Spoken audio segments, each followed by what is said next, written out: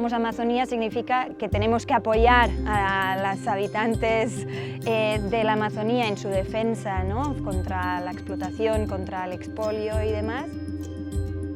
Que solo es posible mantener el equilibrio de nuestro planeta a través del cuidado de nuestro bosque, de esta gran biodiversidad llamada Amazonía.